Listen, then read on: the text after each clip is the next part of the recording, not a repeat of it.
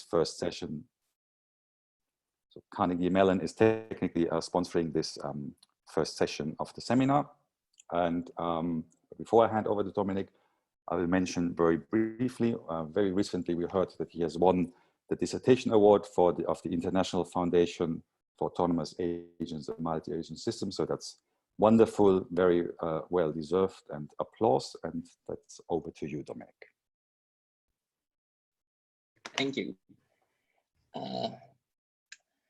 Right, so a little bit, I'm excited about having 200 people here, so let's hope that everything works well. I think my computer is already aching a little under the pressure, but let's hope it works. The idea is that everyone keep muted during the talks, and if you have any questions, sort of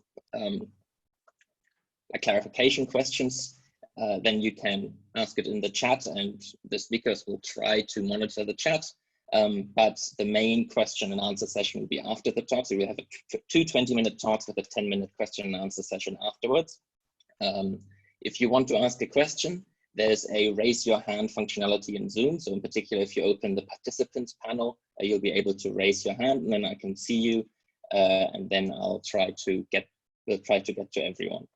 Our first speaker is Vincent Conitzer, who is well known to many of us at Duke University. He's been one of the first people in COMSOC, and lately has been working very interdisciplinary with influences from philosophy and from economics and from computer science, and has been interested in how to incorporate moral thinking into AI. And that's what he's going to talk to us about today. Thank you, Dominik. Should I share my screen? Yes. Let's see, here we go. So everybody should now be able to see the screen as well as my little pointer. So first of all, thank you, Dominik and Ula and Bill and Vincent for organizing all this and inviting Edith and me. It's great that so many people are here. Thank you all for getting up early or staying up late or skipping your nap or whatever it is that you're doing. So I want to briefly point out that this is a very interdisciplinary collaboration, as Dominik said, with computer scientists. So my PhD student, Yuen, who is off to Google Research, the market algorithms group there. Hanrui, who's amazing. Rachel was an undergraduate with us at Duke and is now doing her PhD at Berkeley. John is one of our collaborators at the University of Maryland, and Duncan over here is his student. So those are all computer scientists, but then also we have Walter over here posing in a straitjacket, who is in our philosophy department, and Locke also recently finished his PhD in philosophy at Duke and is now a postdoc with us. Over here on the right, we have Max Kramer, who was also an undergrad with us and is now doing his PhD in philosophy at the University of Arizona.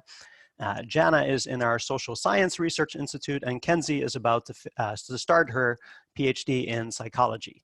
So very interdisciplinary. And what's motivating us is this idea that in artificial intelligence, many of the algorithms require an objective function. They need some objective function to optimize. For example, in reinforcement learning, we consider settings where there is an AI agent that can take actions in the world and change the state of the world. And we specify rewards for that agent to achieve certain outcomes. And then the idea is that the agent has to learn how to take actions to achieve that kind of reward. Now, in most of the history of AI, many things really weren't working. And so all we could work on was kind of toy problems. So one of my favorite toy problems in the context of reinforcement learning is this, which is what's known as the pole cart problem. And here there is a simulated cart that runs on a one-dimensional track. And you can pull it in one of two ways with whatever force you like. And the goal is to keep this pole that is connected with a hinge upright. Right? And so you need to specify, to get this to work, some reward, some objective function that tells the algorithm whether it's doing a good job or not. So you could do something like, you want to keep the theta, this angle here, small, or maybe you give a big penalty when the thing falls all the way down. But the real thing, it really doesn't matter. Right? It's a toy problem. Nobody really cares about keeping this pole upright. It's just a way to develop your algorithm. And that's how it was for most of the history of AI. But then when things actually started working, we actually needed these objectives in the real world. And often people came up with very simple objectives. But in the real world, some simple objectives can have very unintended consequences. Maybe the simplest example is if you have some kind of content recommendation algorithm. One way that you might evaluate, a simple way to evaluate whether it's doing a good job is, oh, is anybody clicking on the content? But this, of course, leads to the problem of clickbait. There are many other problems like that that come up. So here are a couple of examples. Companies like Google and Facebook like to make sure that when somebody applies for an account with them, it's a real person. And so you might think of a simple objective that weighs false negatives and false positives in some way, but that tends to create problems as well. For example, that kind of approach tends to disadvantage certain populations, such as Native Americans, who disproportionately get classified as not being real people, even when they are. So that's in machine learning. There's much awareness of these kind of problems in machine learning these days, but you also see it elsewhere. You can think about ride-hailing companies like Uber and Lyft. And so they have to, for example, set a price, right? So they can do surge pricing to make sure that supply and demand balance, right? And maybe you think that's the goal, right? Make sure that supply and demand are balanced. That's the only goal that you have to pursue. And then something like this happens where, oh, I'm sorry. Can you still see my screen? I just clicked on the link. Hold on one second. Can somebody confirm that they can still see my PowerPoint screen? Yes. Ah, great. Okay.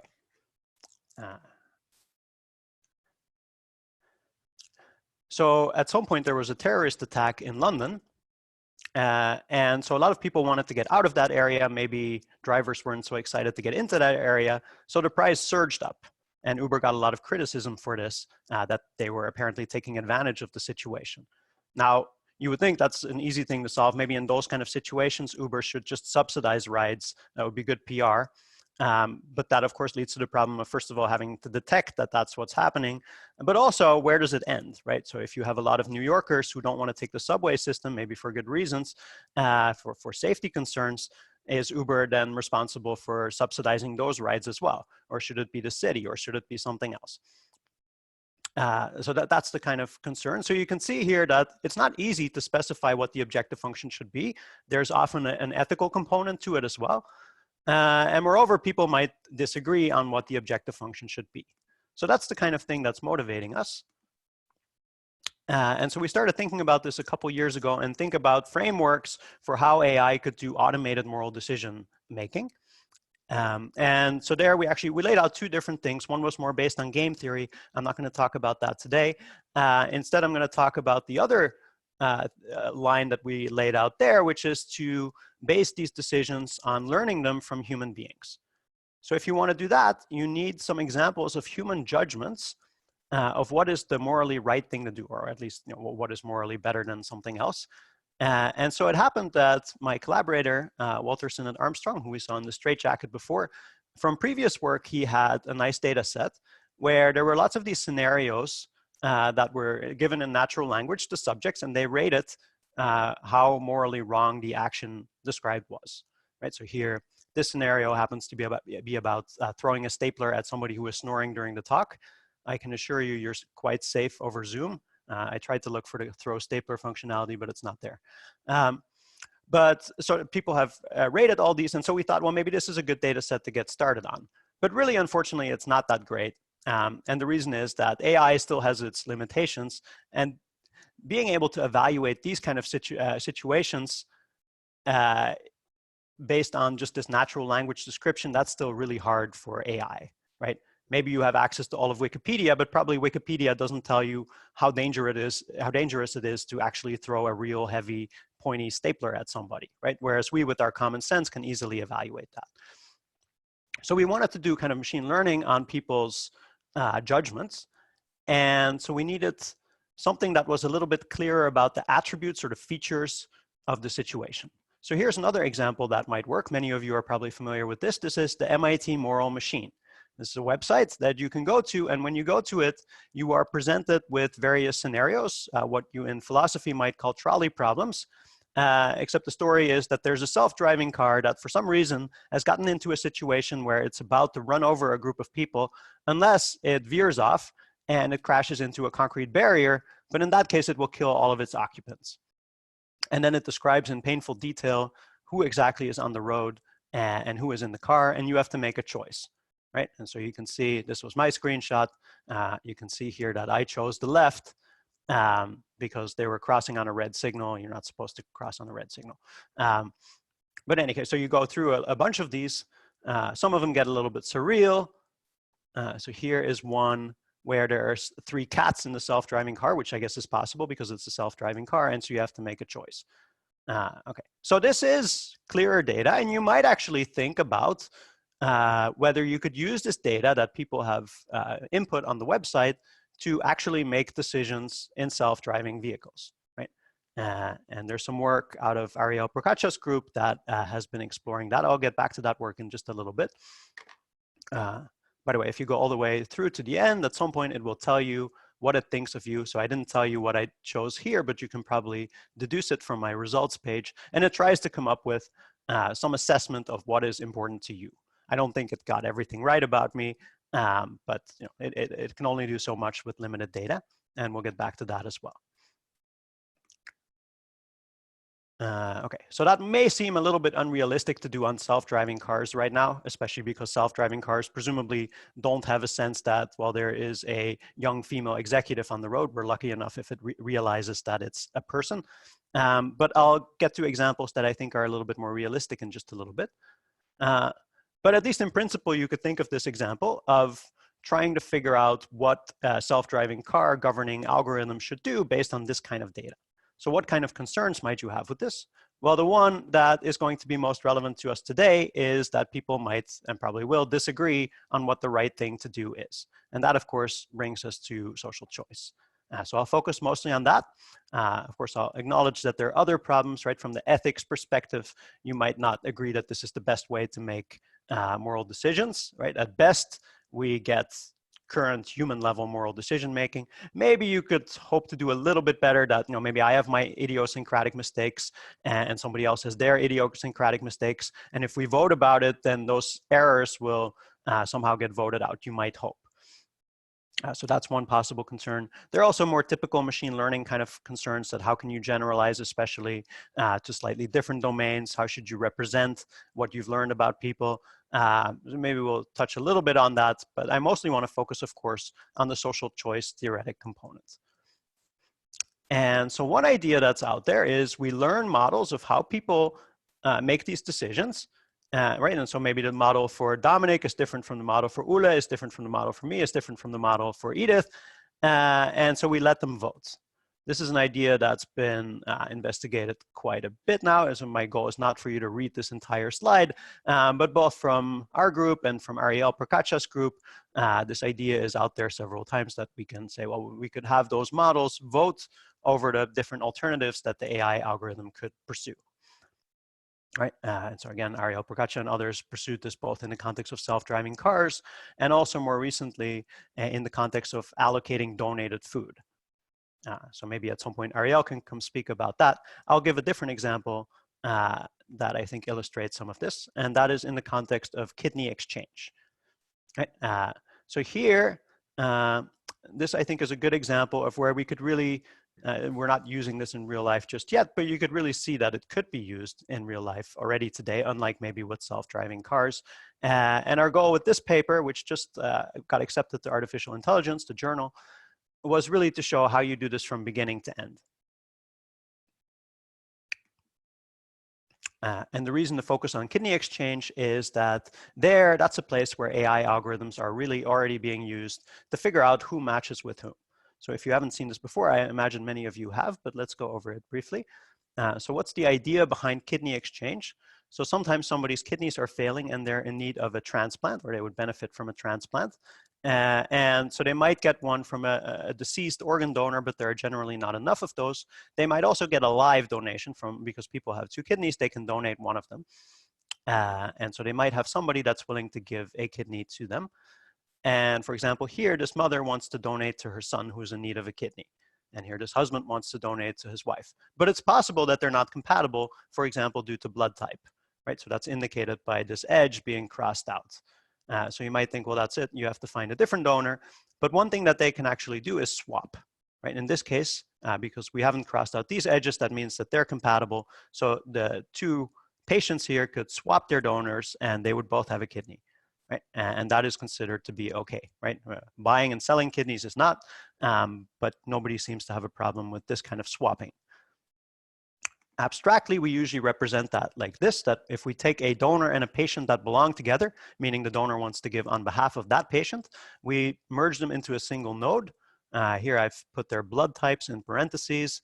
And then we draw edges to indicate who can match with who, right? So here in this case, this patient could receive from this donor a kidney and vice versa. So here there are actually two solutions. You can go to more complicated graphs, right? So by the way, the two solutions here are these people could trade or these people could trade. But notice in each case, one node, so including one patient, will get left unmatched. Here's a slightly more complex example where you kind of have two choices. You can either use this 2-cycle here, that this donor gives to this patient and this donor gives to that patient, or you can use this 3-cycle, where this donor gives to this patient, this donor to this patient, and this donor to this patient. Right? You can use either one of those. And so this is where AI algorithms come in, because once you can imagine once these graphs get large, it becomes difficult for a person to figure out what's the best way to match. But there's also the question of what is even the best way to match. The first thing you might think of is to maximize the number of patients that receive a kidney, right? That would seem to be a natural thing to do. Now that still doesn't tell you what to do here. Right, there are two solutions here that give you equally many patients matched. And so which one do you prioritize? And so would there ever be anything that would make you prioritize one over another? Right, we can imagine that here, maybe the patient is a young female African-American student athlete with her whole life ahead of her. And over here on the right is maybe a 60-year-old white man with a criminal record and 2 children.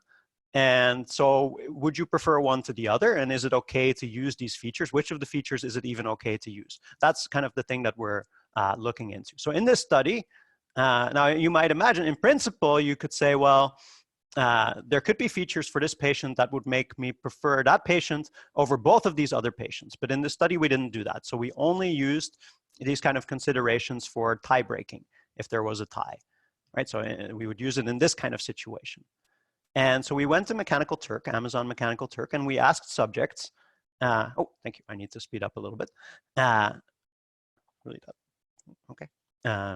So we asked subjects, well, what kind of features do you consider okay to prioritize on? And what came out of that was mostly age, health considerations in terms of things that were related to people's behavior, like were they a heavy smoker or drinker that maybe had something to do with their situation, and other things that didn't have anything to do with it, like maybe they have cancer in remission.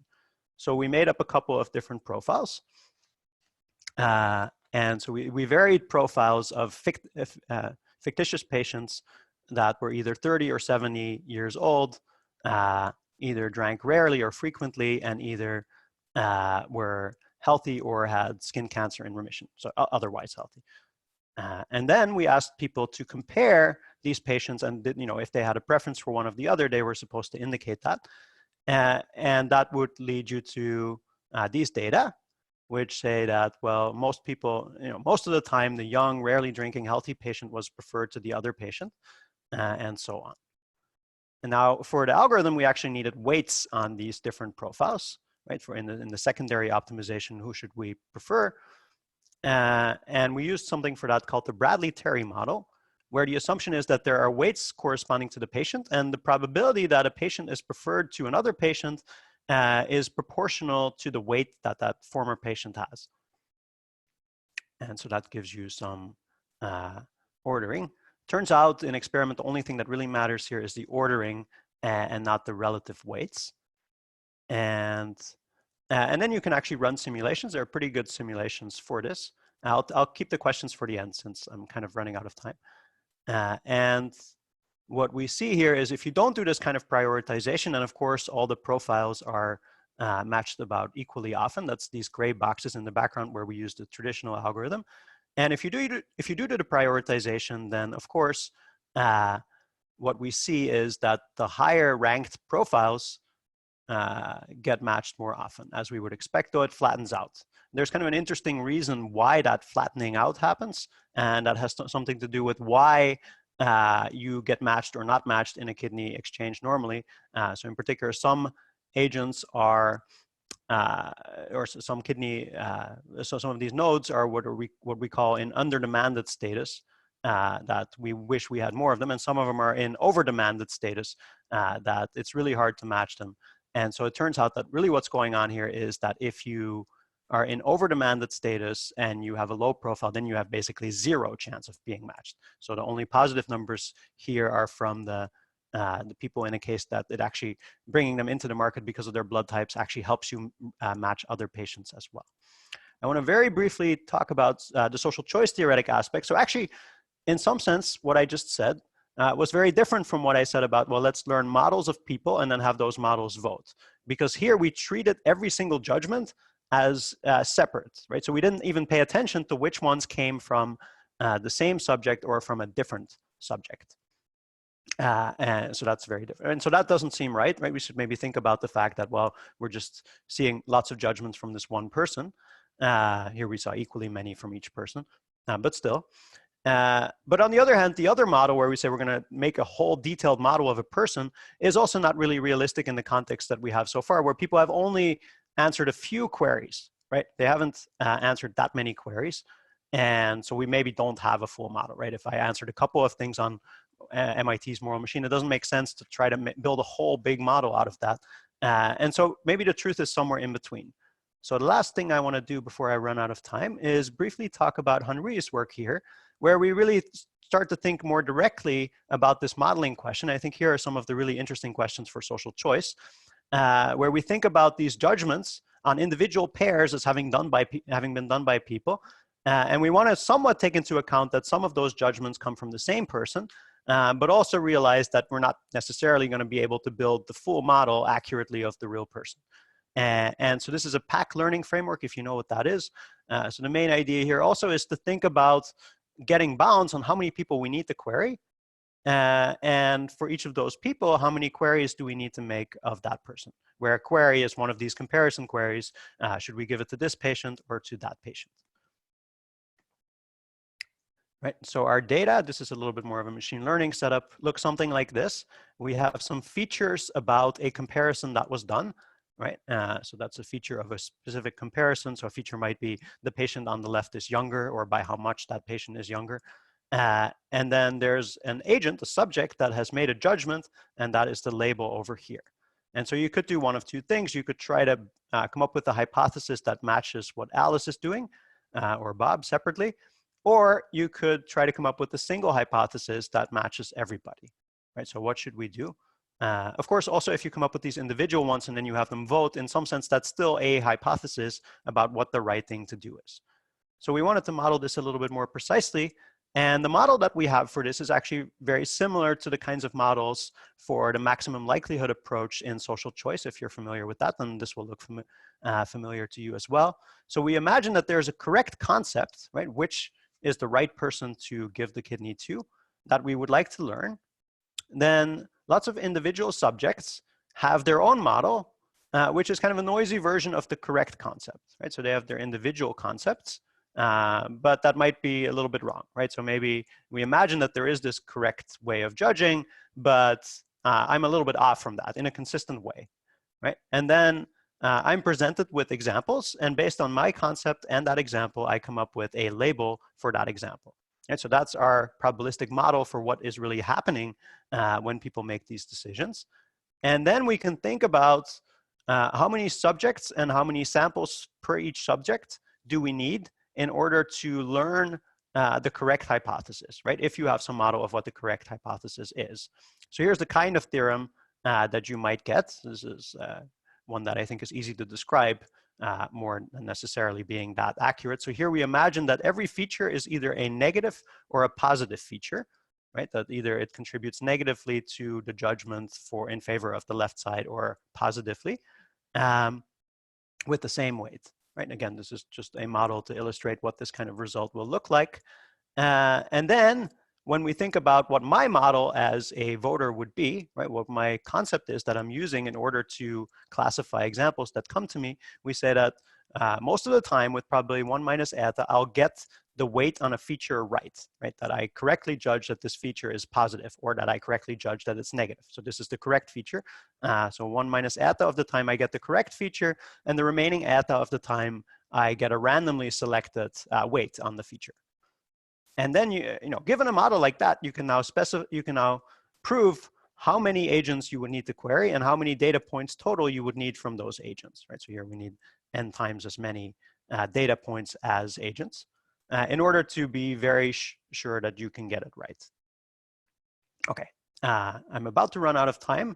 I'm going to skip over some of the more behavioral work that we've been doing, but that's one important thing to keep in mind, that people are imperfect and they will not necessarily answer consistently, and there might be things that you could do that bias them, and so there are some real concerns you might have with that, and we explore that in a paper from this year. I'm going to skip that, and just to stay on time, I'll wrap up. So from the perspective of somebody working in social choice or computational social choice, I think there are a lot of nice questions here. In a way, I think this is a kind of judgment aggregation, right? People make judgments about what the right thing to do is, but it's a little bit different also because we can't just ask people for objective functions, right? Even if you ask me, you say, well, Vince, write down the objective function for a self-driving car. I don't know how to do that, right? Because there's so many trade-offs that need to be made. It's very difficult to do that for a person. It's much more natural to ask them simple queries like, in this scenario, should you do this or that? But what I've also argued is we really should think directly about that. And I think the best way to deal with that is not to say, okay, we're going to separate out the stage of building the model and then having those models vote. We should think about directly the judgments that have been made. And while we should think about the fact that they're coming from the same person, we also need to acknowledge that our models might be imperfect, and that requires a lot of statistical thinking as well. And so main takeaway is this is a really fun topic, I think, to work on because it's so interdisciplinary. There's all these other fields that it borders on that I think actually combine very nicely with the social choice theoretic approach to doing this. So thank you for being here. And I'll try to take some questions. I haven't managed to follow the whole chat. So if somebody can maybe pick some questions from if somebody really was paying attention. I see some people have answered each other's questions. I don't know if Dominik, you've been following it and you can pick one out, or if somebody wants to raise a hand. Oh, I see Peter wants to, can I unmute people, or I don't know. If I can do it myself. Great. Okay, thanks for your investigation, but what I'm missing is a dimension of selection of the population you are going to include in this kind of experiment, because I don't think that these issues have cross-culturally stable answers. So if you can run a rather homogeneous population, I can imagine you can produce some answers and turn out a model. But if you do it across widely different cultures, I don't think there is a proper model, because these cultures simply use different models which are incompatible. So how do you cope with that issue if you want to do such an investigation in practice? I think that's right. I think there's a couple of issues there. So first of all, there's the cultural issue. Actually, the people from the MIT Moral Machine, because they had so many people visiting their site, they had a lot of data, and so they could actually point out in which ways people in different countries tended to answer these queries differently, right? So as you can imagine, in some places in the world, whether you obeyed the signal, whether the light is red or green, was more valued than in other areas in the world. So there's first of all that issue, right? And so you might say, well, one answer to that might be, well, maybe Americans should determine how the kidney exchanges in the US work, and Europeans should determine how they work in Europe, and Chinese should determine how they work in China, and so on. So that's one kind of answer. But I think maybe the bigger problem is that there are widely varying levels of expertise, right? So when we first submitted our paper, we got good reviews, but somebody made this remark that, well, really you shouldn't ask M-Turkers. I think we all agree that M-Turkers are not the right population, but that was more done for convenience. But then what is the right population? And this reviewer argued, well, it should be people with medical training. And in a way that seems right? It seems that some of these things, it would be like, for example, if somebody has cancer in remission, well, there's a question of how serious that is that maybe not everybody is able to answer, and maybe we even haven't specified it fully enough to be able to make that judgment. On the other hand, there are also other aspects. So another thing that people often find valuable to take into account is whether the person has dependents, like small children that depend on them. Should you take that into account or not? And that seems to me a little bit more purely a moral question. It's not clear that medical training makes you more suited to be able to make that judgment. So that's a little bit of the issue, right? So we want, in some sense, everybody to be able to weigh in. And on the other hand, expertise is relevant as well in many cases. So what is the right model to that? I don't really have the answer. This is something we've been discussing. My favorite model so far is kind of the model where we get a jury of randomly selected peers, let's say randomly selected Americans for a kidney exchange in the US, but we give them incentives to think about this really hard, and we give them access to expert witnesses that can inform them of what really the effects of doing various things here are. So I'm not sure that that's the perfect model, but that's so far my favorite model. John Waymark. Yeah, my point's building on what was just said, because in the philosophy literature, there's some really critical comments about using experimental methods to study what are called moral quandary problems, like the trolley problem, like your autonomous vehicle problem. And one of the criticisms raised, particularly by a philosopher named De Pia in a book called, I think it's called Experiments in Ethics, is that the scenarios people are being faced with are so far out of their experience that they really don't have good opinions. And so, it's hard, I think it's going to be very problem specific about which group you should be asking. And as Vince has just said, perhaps giving them access to experts, but expertise can be in different forms, like in the medical case, some medical expertise, but also people who thought hard about appropriate ways to make moral decision-making and presenting some options. That's right. And so often these kind of decisions are made by ethics boards, right? Now, even in the ethics board, you have this kind of problem, though, right? Even if you're going to say, well, I think, here I've put together this ethics board that I think captures everything we want to know, and that are really expert people on this topic for figuring out what our kidney exchange algorithm should do. Even then you have this problem that probably they cannot write an objective function either, and they need some kind of tool to bring their judgments into an objective function.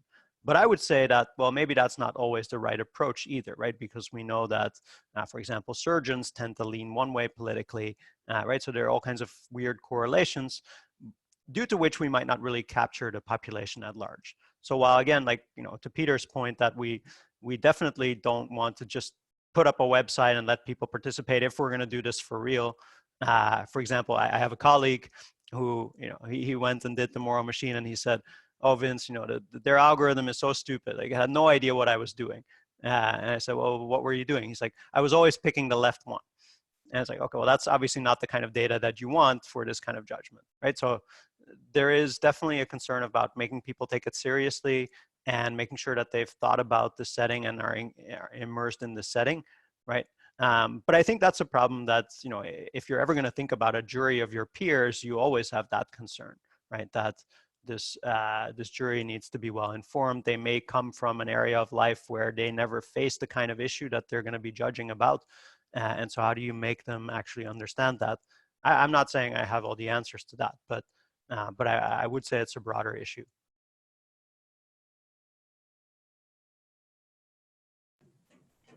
Yeah, quick question. We're running out of time.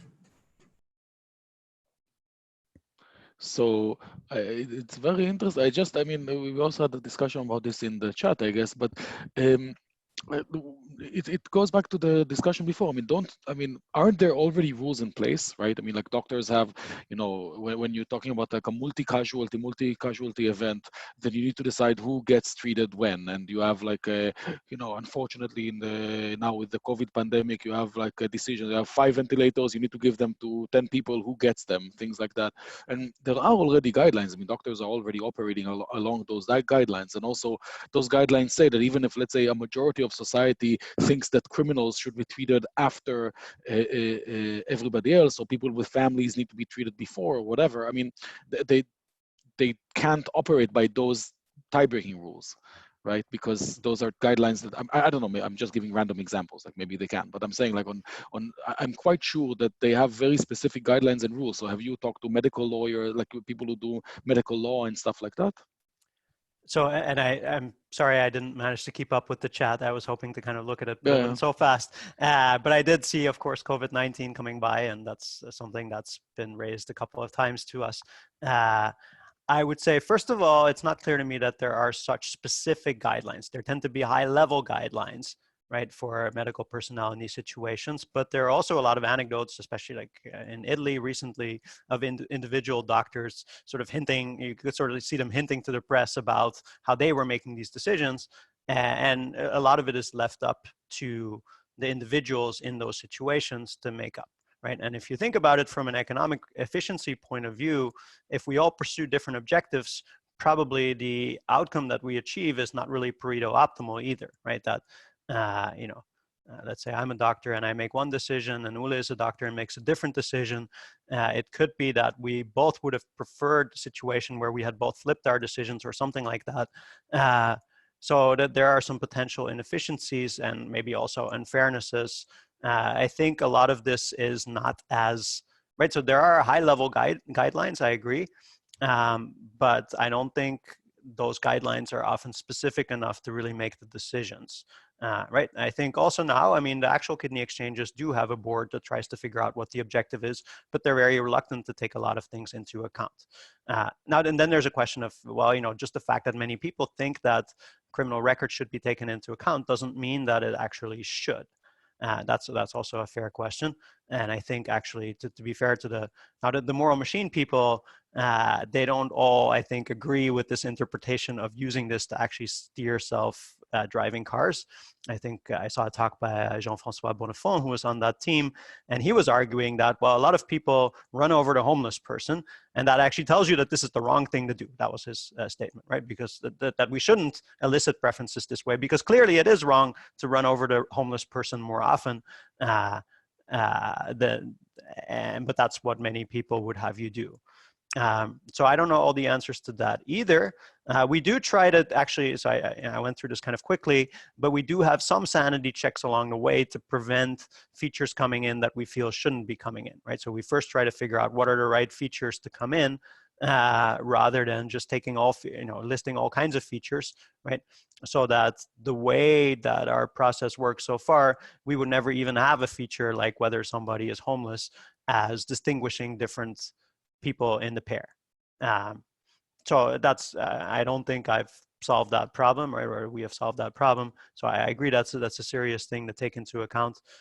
Should you resolve ethical situations by a vote of some sort?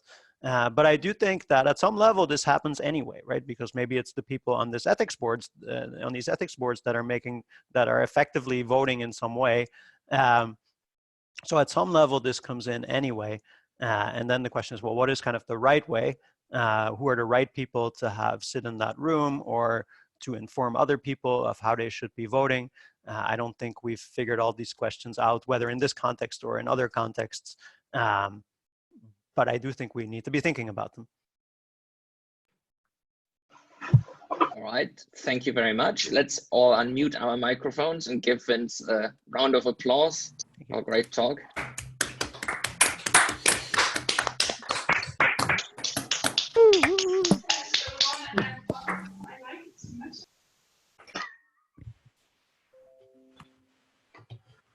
Okay.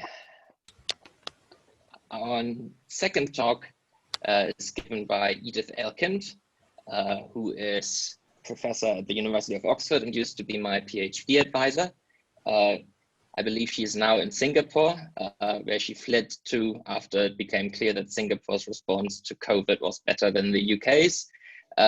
Edith has worked on many topics, including voting, game theory, cooperative game theory in particular, and lots of problems with structural underlying constraints or social networks.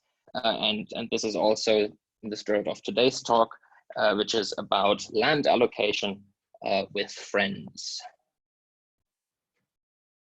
Very pleased to be here. So let me share my screen.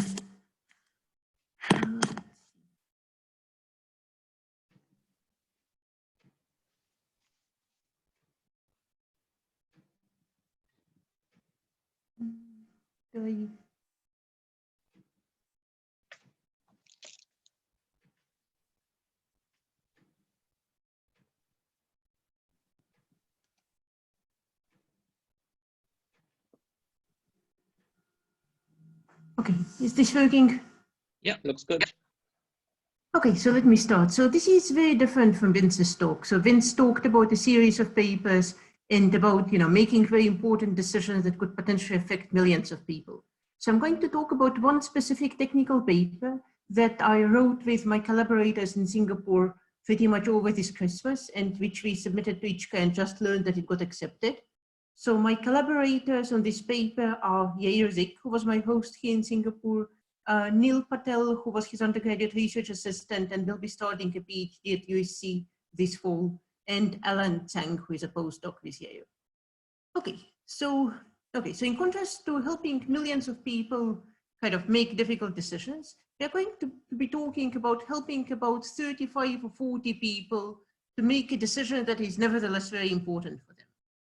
Okay, so let me start with a story. So this is a real life story told to us by a family member of one of the authors on this paper, right? And this is how the story goes. There's a village far, far away that is going to expand. So this is a small, tightly controlled expansion. So there are 35 families who would like to live in this village. In fact, some of them may already be living in this village, but renting and want to have a house of their own, want to purchase a plot. So say there are 35 plots and 35 eligible families, right? And this is the actual map of the village with plots and roads marked on. Okay, so there are 35 plots. Each family has a value for each plot, right? And those values may vary from one family to another, right? So for instance, some people may prefer to have a lot of shade. Other people care about having a great mountain view. Some people may want to have a quiet plot. Others may want to be close to a school or a shop. And okay, and very importantly, some families in this village are related. So it's so some of them may have, so some of them may be siblings, so there may be close friendships. And if that's the case, these families get extra value from living next to their friends. And then the question, okay, so all plots, so importantly, so this is a tightly regulated village expansion. So all plots will be sold to the families at the same price.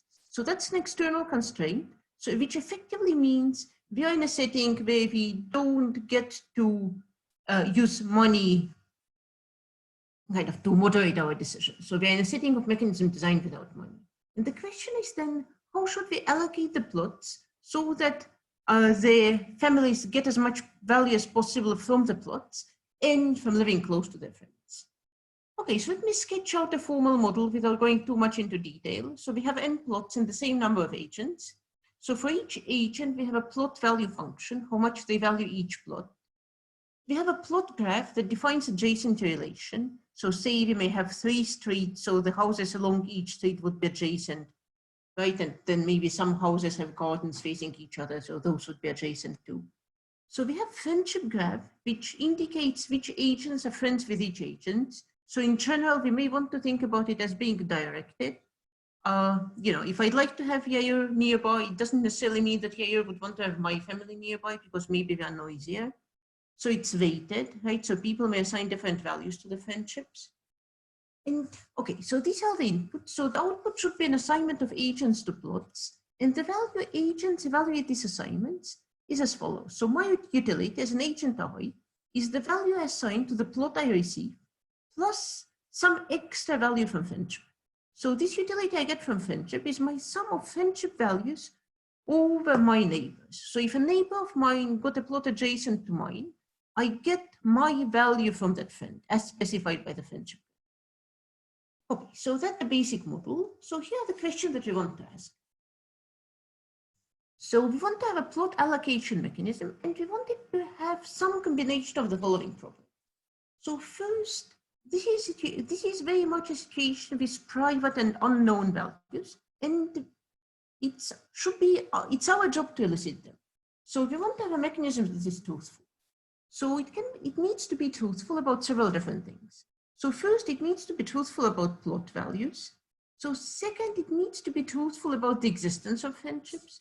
And third, it needs to be truthful about the values of friendships. So we may struggle to have all of those at the same time. So sometimes we'll talk about the setting when we assume that, say, the existence of friendships is known, but plot values are unknown. But in principle, these are the three things that agents may want to lie about. Okay, so besides truthfulness, so we want to have some form of social welfare guarantees. So in particular, we may want to approximately at least maximize utilitarian social welfare, or perhaps less ambitiously, we may want to have at least Pareto optimality. Okay, and as computer scientists, we want to have some computational tractability. Okay, so these are my basic desiderata, and again, we are in a setup of mechanism design without money. So the question is, which combination of these features can we hope to achieve? Okay, so let me start first by looking at it purely from a computer science perspective. So suppose we don't have to worry about truthfulness, we have all the information about plot values and about friendships. Can we solve the problem optimally then? Okay, so first observation is, so consider a very special case of our problem, easy special case, where all plots are identical, all friendships are symmetric, and the friendships are 0 or 1. So either Yair and I are friends or we are not friends. And if Yair is a friend of mine, I value his presence at 1. Okay, so the problem we are solving really is the problem of embedding the friendship graph into the plot graph. Right, so we can extract as much value as possible. We can maximize the social welfare by perfectly embedding the friendship graph into the plot graph. Right, and this means we would need to solve subgraph isomorphism. Right, and that's clearly notoriously hard, also hard to approximate. So we can't possibly hope to solve it efficiently. And note that this holds even if the friendship graph is a very simple, even if the friendship graph is a path, then we are still in the business of solving traveling salesman problem. So that's still hard even to approximate. So in general, our problem is hard, even if we ignore the plot values. Okay, so how can we simplify it while keeping the model realistic? So let's zoom a little bit on the nature of these friendships. So in fact, these friendships these are friendships that affect which plot do I choose for my house. You know, and maybe I'm going to live in that house for 20 years or 30 years or 50 years even. Right, and in that case, right, if I'm going to place any value on who my neighbors are, right, it should be really, really important, right? So this shouldn't be just, someone I hang out with. It should be really a friendship that affects my utility for a plot alone. Right, so friendships that would matter in this context would be something like sibling relationships or really very close friendships. And typically people don't have a lot of those. So it's not a huge stretch to assume that each person really only has at most one important friend like that. So in other words, friendship graph is a matching. Right, and note that if friendship graph is a matching, then the hardness result in the previous bullet goes away, right? So then we are solving just a maximum matching problem, right? So this hardness result goes away. Does our problem stay hard? Well, okay, so the hardness result above goes away, assuming that all plots are identical and friendships are 0 and 1. So what about our general problem? So the plot values can be arbitrary, friendships can be arbitrary, say symmetric, but still arbitrary, but the friendship graph is a matching. Okay, so what happens then complexity-wise? Turns out we still have a hardness result, even if plots form a path, right? So the problem is still hard, but at least then it becomes too approximable. So from now on, so these are kind of cautiously positive results. So from now on, I'm going to focus on the setting when the friendship graph is a matching. So in other words, each person has at most one friend, right? And I'm going to look at my mechanism design problem under this assumption. Okay, so now the mechanism design angle. So what is known about this setting?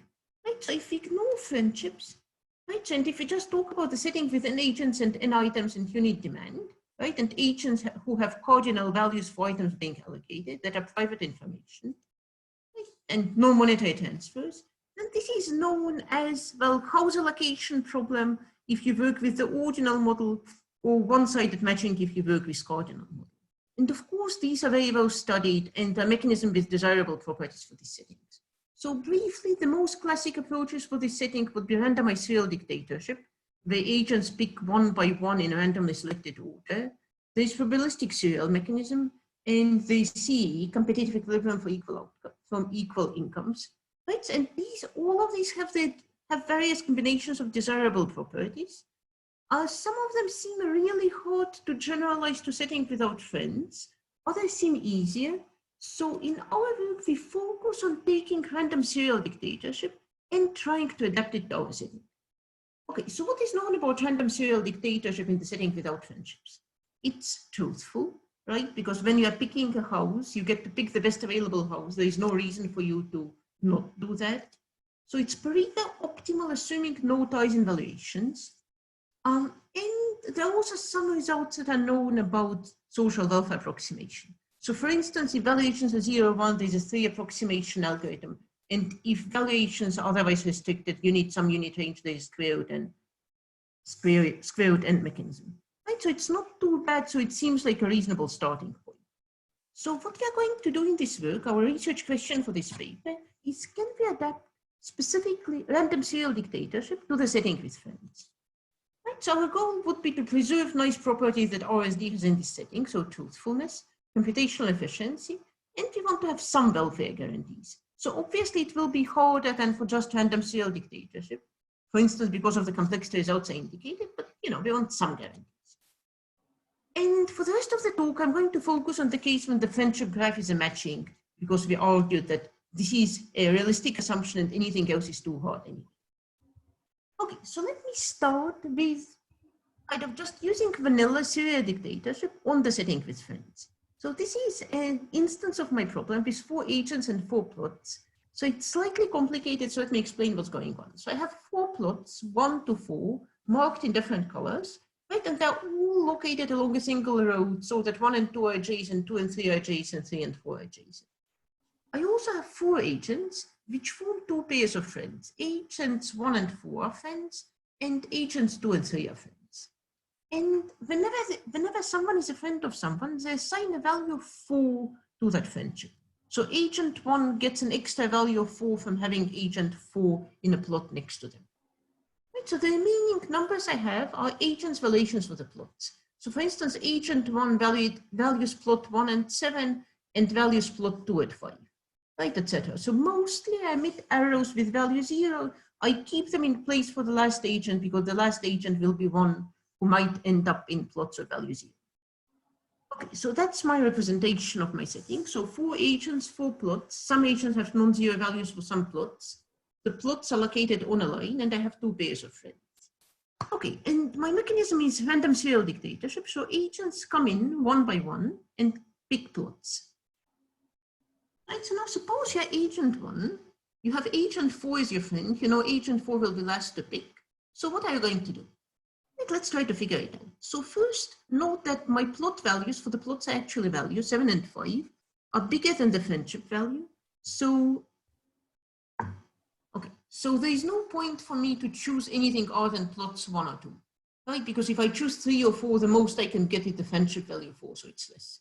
So basically, I need to consider 2 scenarios, choosing plot 1 or choosing plot 2. Let me start with plot 1. So suppose I choose plot 1, what's going to happen next? Well, agent 2 would choose next. Agent 2 again has the same choice, plot of value 7, plot of value 5.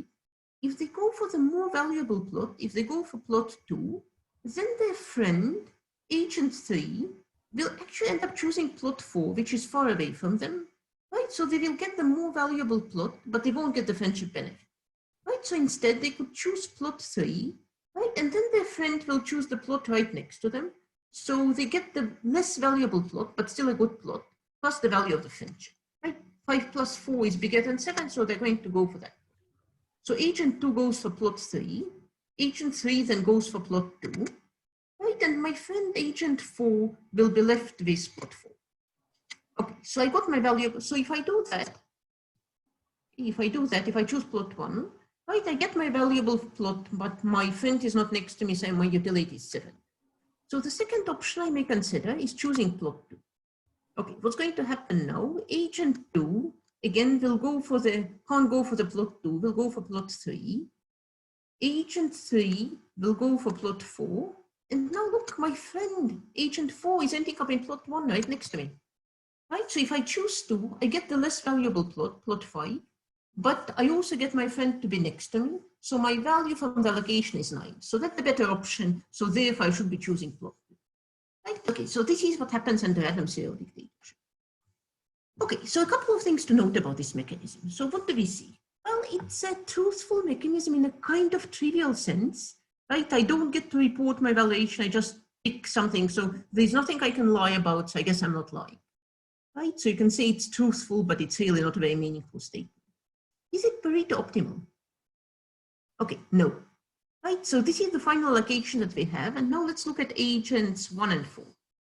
So they're sitting in plots 1 and 2. Agent 1 gets plot 2, but would prefer plot 7 if he could swap with agent 4. Agent 4 has value 0 for the plot he has for plot 1, and would have a positive value for plot 2. Right, so both of them would be better off if they could swap. Right, so the mechanism is not Pareto optimal. Okay, so to summarize, truthful fails Pareto optimality, and if you look at it from the complexity perspective, it's a complete disaster. Right, so the reasoning that the agents have to go through is insanely complex. Frankly, it looks like space. Right, I'm agent 1, and to make my decision, I have to predict what agent 2 would do. Right, and then I have to step into agent 2's shoes and reason the way they would reason to figure out what they have to do, right? So it's all deeply embedded, right? So basically the best upper bound we could have for it complexity-wise would be something like p-space. I mean, we don't have a hardness lower bound here, but it really doesn't look like an easy decision problem. Right? And the other thing about it is that agents need to know really a lot to make their choices. Sorry, what happened? Right, agents need to know really a lot to make their choices. Right, so they need to know what the values of the agents who come after them are. They need to know all the friendship relationships. Right, so it's awfully complicated, right? Information demanding. Okay, so to zoom on that a little bit. So what exactly do I need to know? So suppose I'm agent I, right, and I have a friend J.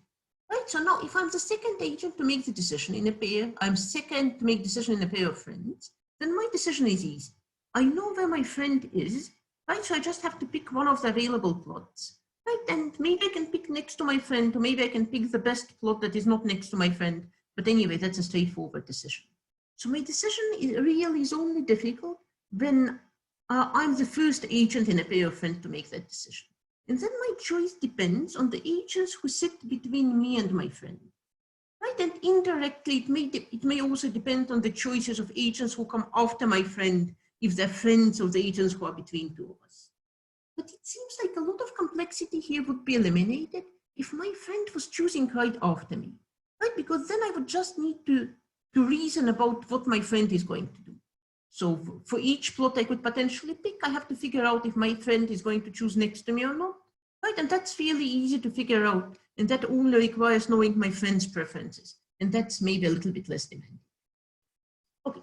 So with that in mind, so maybe it's a good idea to modify our mechanism so that friends get to choose together, right? And that idea behind our next mechanism, so we call it second attempt. And I guess you can guess now, if I call something second attempt, again, it's not going to work perfectly, but still let me try that. My second attempt is a mechanism I'm going to call— Edith, you have 3 minutes left.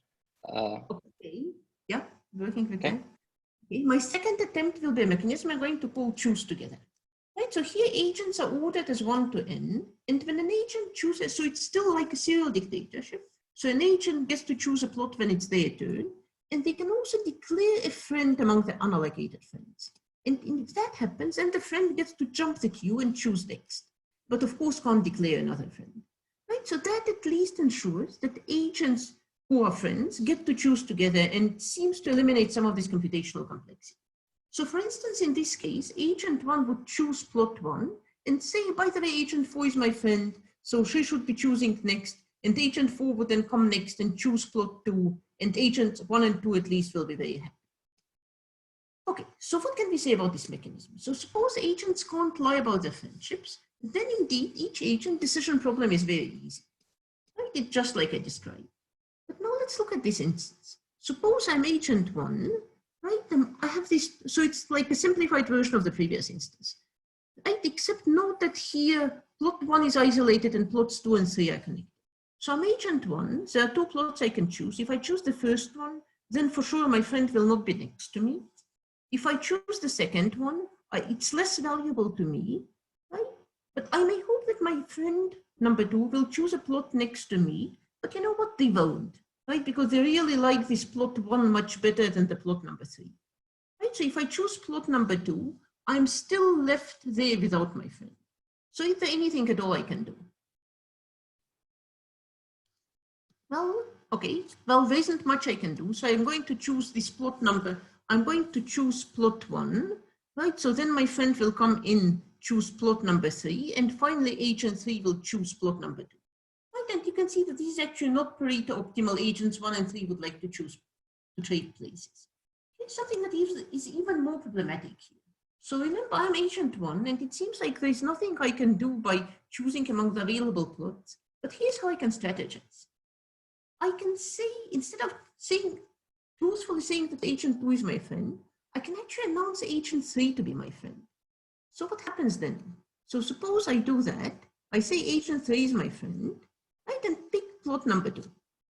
Then agent 3 chooses next, note that she isn't forced to choose next to me, so she's going to choose plot number 1. Right, and then now my friend has no option but to sit next to me, right, so I actually achieved my goal. By lying about who my friend is, I ended up in a plot next to my friend. So I achieved a better outcome. Right, so that makes my mechanism not truthful. And therefore also it's no longer computationally easy because I also have to figure out how to lie, and that seems challenging. So on the positive side, so this mechanism actually has Pareto optimality and truthfulness if the values for friendships are very large, but not in general. Okay, so here's my third attempt. Right, so the previous mechanism failed because my friend, I could declare a person to be my friend, and then that person could go ahead and choose just an arbitrary plot. So in particular, a plot that is not adjacent to mine. So let me change the rules now and say that if I declare a friend, the friend has to choose a plot that is next to mine. So again, the agents are ordered. When I choose a plot, I can declare a friend, but then the friend gets to jump at the queue and choose next. She has to choose among the plots that are adjacent to mine. Right? So for instance, in this case, it no longer makes sense for me, agent 1, to declare agent 3 as my friend, right? Because then if I choose 2, she will be forced to choose plot 3, right? And that's not helping me to be next to my friend. So in fact, it turns out to be a very good mechanism, right? So for this mechanism, okay, it's truthful. It's Pareto optimal if there are no ties, just like serial dictatorship is. It's computationally efficient and requires little information. Right? So it sort of satisfies all our desiderata. So it seems like a win, except it feels kind of nasty. Look at this example. Here as agent 1, I get to pick plot 2. Then I say that agent 2 is my friend, right? And then that forces agent 2 to pick a plot that they really hate, right? And that gets me friendship value 1, which isn't worth that much to me, but really forces my friend into a really bad. Right? So it seems like this mechanism is really nasty. You could try to make it really nasty, for instance, by allowing agents to decline those kind invitations, but that actually breaks truthfulness. Okay, so I have a few words to say about the welfare of the welfare in this setting, so what we can achieve. So let me skip that because I'm really out of time. So let me make that just a tale of the 3 mechanisms: vanilla serial dictatorship with choosing together, and serial dictatorship choose adjacent. So my very first question would be, can we formalize with this choose adjacent random serial dictatorship? Right, so it's truthful, it's Pareto optimal, it's computationally efficient, but it feels nasty in a way that is kind of hard to formalize. So bossiness may seem like a relevant constraint, but it doesn't quite fit the formal definition. So can we even formulate an axiom that is violated by this mechanism? So second, more ambitiously, are there better serial dictatorship-based mechanism for the setting with friendships? Can we start with competitive equilibrium for equal incomes or probabilistic serial mechanism to do something better than what we did with serial dictatorship? Can we hope for axiomatic characterizations? In general, I just think that it's a fun, exciting, and very applicable setting, and I think that it deserves to be studied more. Okay, let me stop here. Thanks.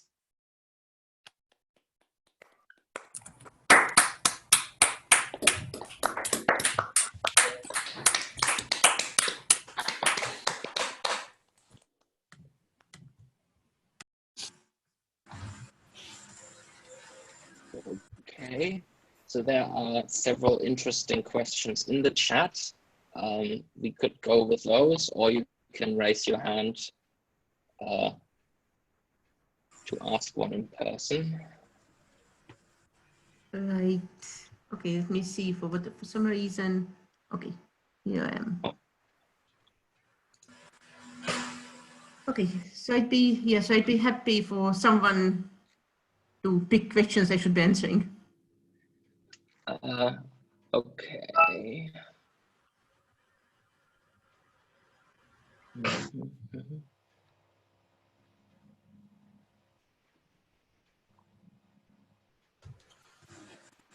So if I may start. Yes, please. So I noted that there was a recent paper about allocating couples, residence couples to hospitals.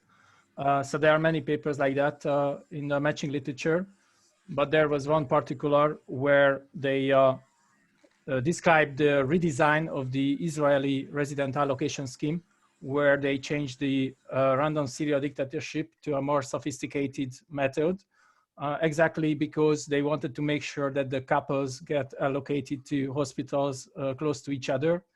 So I feel that this is very, very related to this case of matching pairs. So I think maybe it's worth to have a look at this literature. I'm very happy to suggest you related So I would papers. appreciate pointers. So I guess in our language, kind of the location graph would be a collection of clicks, right? So each hospital and the places in that hospital would all be pairwise adjacent in our sense. Yeah, but essentially you have couples. So if I understood correctly, this was your case when you had. Yeah, so we also have couples, right? Yeah, so we have pairs of graphs, right? So in the sense of the structure of friendship graph, it's similar. So what the difference would be that you have a very specific, what we call location graph topology, right? So I understand, but if this is just distance-wise, you know, the close two hospitals are adjacent if they are close to each other, then this is about the same, isn't it? Okay, yeah, but I would appreciate pointers to the literature. All right, I let others to speak. You are taking notes as well, right? Thanks. Okay, does anyone want to speak? One question that seems to have come up several times is what happens if you actually care about the utility of your friend or might want to make a joint decision in some way taking into account the other's utility? Right, yeah, so that would probably affect the behavior under this last mechanism, right? So the nasty mechanism would presumably no longer be quite so nasty, right? So it would be interesting to analyze. So we haven't done that, so it would be a different setting. I don't think it would make it easier, but yeah, so certainly it's a different problem and also worth analyzing.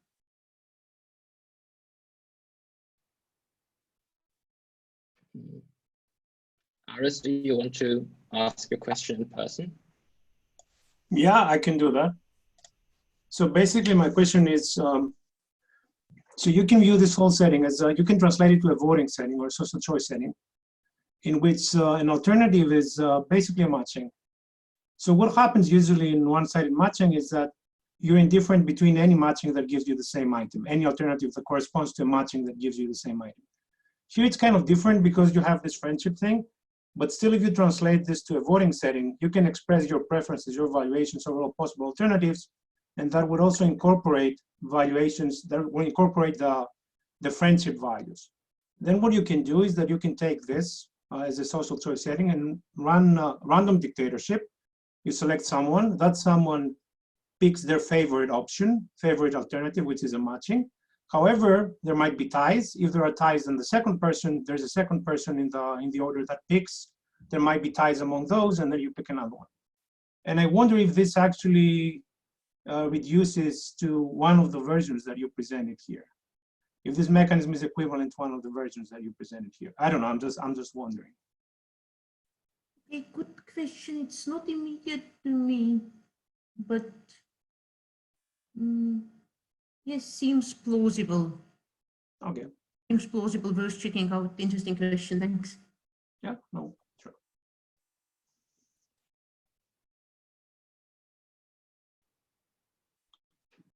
Peter has raised his hand. Yes. I'm curious about one aspect of the problem. Suppose that you just solve the combinatorial optimization problem completely. So you have reported preferences of every participant for a plot, and you report the friendship relation, and you evaluate that function, and you compute the optimal. Is it known whether this optimal solution itself is strategy proof? I don't think so, because, well, it wouldn't be strategy proof even without friendships, right? So it's a generally one-sided matching, kind of vanilla one-sided matching. If you just compute the optimal matching, it's not strategy proof. Friendships are not making it any easier. So Yes. that means that it's a hard problem anyhow to make them strategy proof, regardless whether you are using heuristics, which is basically what you're proposing.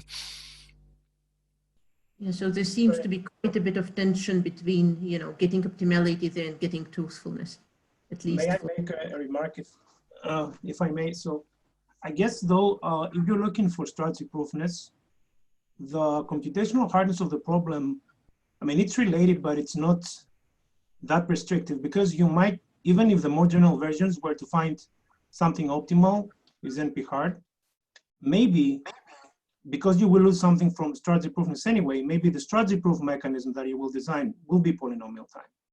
You're not going for the optimal anyway. Just a remark. Okay, we have further questions, but we've run out of time. So I think we should take the rest offline, and thank Edith again.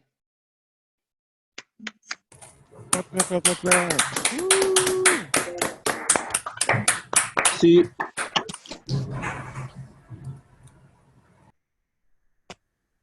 Okay, so the plan is, so this is the end of the official part of the seminar. Thanks all for coming. It's been fun. We'll keep the room open for a little while if you want to sort of chat or discuss and have any feedback about these seminars. But yeah, thanks. Thank you to the organizer. This was really fun. Yeah, thank you.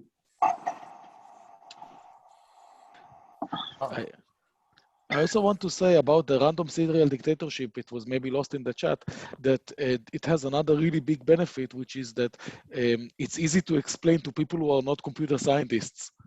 So that's actually a feature that we went for. So like making sure that it's easy to explain it to a bunch of like random people, basically, that I mean, one of them is my sister, who doesn't trust me in general, and in particular about things like that. So yeah.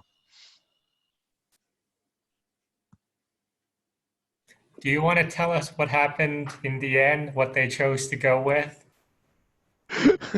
What happened in the end and now is the whole project is stuck because of, like, you know, Israeli administration, like bureaucracy is in generally not very pleasant to work with, so it takes a while to get anything done. But they were interested. I sent my sister the paper. We said that we'll talk about it more. But then again, I come from a family of scientists, and all of them now want to have an opinion about it. So it will become very difficult to convince everyone about it. So yeah.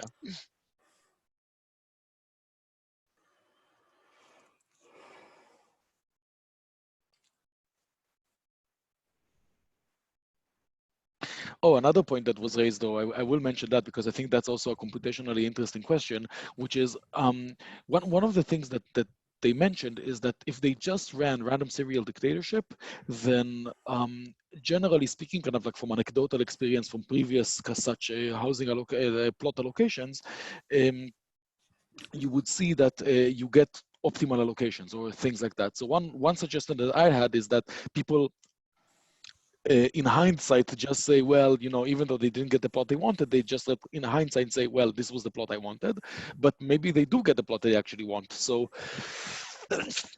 sorry, so this could be interesting to ask as well. So under some kind of prior over preferences, do we get something good? Like, can we improve the mechanisms that we get?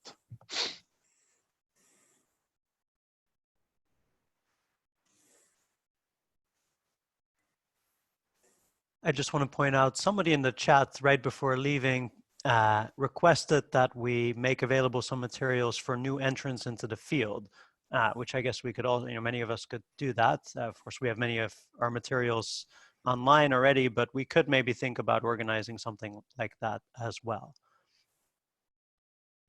in addition to the seminars that we already have set up. Oh my God. So would that be like a tutorial type thing?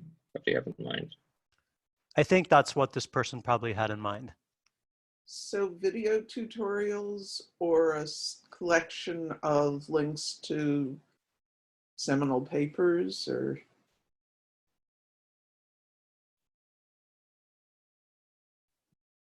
So because there are several conferences that are going online now, so for example, AMAS has tutorials and they will be video tutorials, and so that will be like the thing one can easily link to as one option.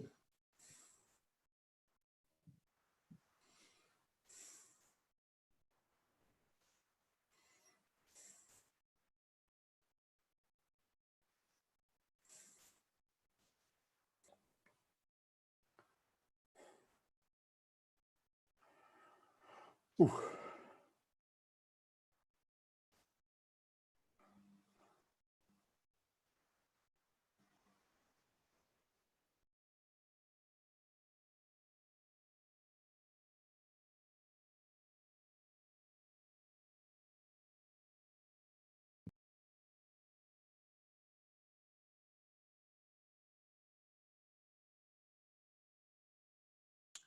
And there was also a suggestion earlier on about breakout rooms or something like that, which we could consider, I suppose.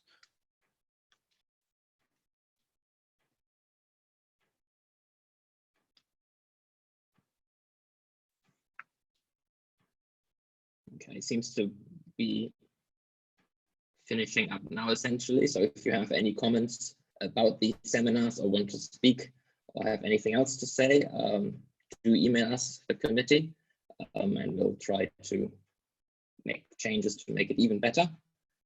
We have a scheduled seminar next week where Piotr Halishevsky and Clemens Puppe will be giving talks that look very interesting, so you should all come back.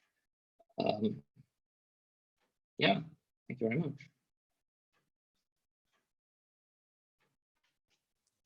Thank you, Dominik. Thank you. Bye, everyone. See you next week. It's the 1st of May, yes, we know, but it's everything is like a holiday or not right now, so we thought we can do it. So see you next week. See you, everybody.